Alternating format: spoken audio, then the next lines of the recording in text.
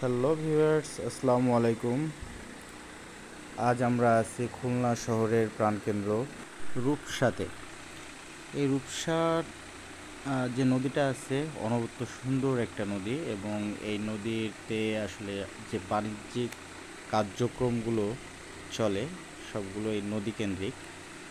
আসলে আমরা যারা দেশকে জানতে চাই বা দেশের প্রতি ভালোবাসা আছে, আমাদের উচিত আমাদের আশেপাশে অনেক সুন্দর দেখার মতো জায়গা আছে, এগুলো আমরা ট্রাভেল করে দেখতে পারি।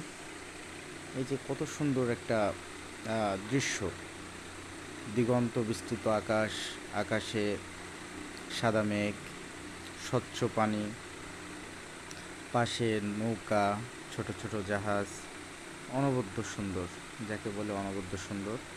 আপনারা চাইলে রূপসা সেতু ভ্রমণ করতে পারেন। এটা অনেক উঁচু একটা সেতু জাপানিরা করেছে। জাপানের যে টেকনিক্যাল দক্ষতা, প্রযুক্তির ছোঁয়া, এটা স্পষ্টই বোঝা যায় যে এটা জাপানের করা। তো আমরা এখানে এসেছি আপনাদেরকে শেয়ার করার জন্য, দেখাতে। আসলে অনেক সুন্দর।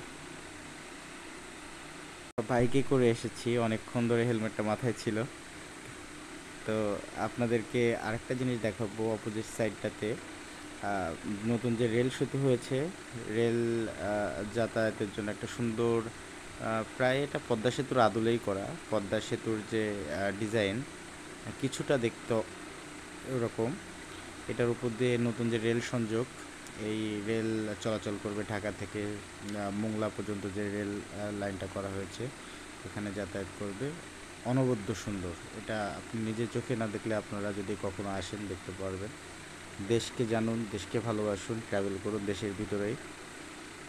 রবি ঠাকুরের একটা কবিতার দুটি লাইন মনে পড়ে গেল, যে দেখিতে গিয়াছি পর্বতমালা, দেখিতে গিয়াছি সিন্ধু, দেখা হয় নাই চক্ষু মেলিয়া, ঘর হতে শুধু দুই পা ফেলিয়া, একটি ধানের শিশির উপর একটি শিশির বিন্দু।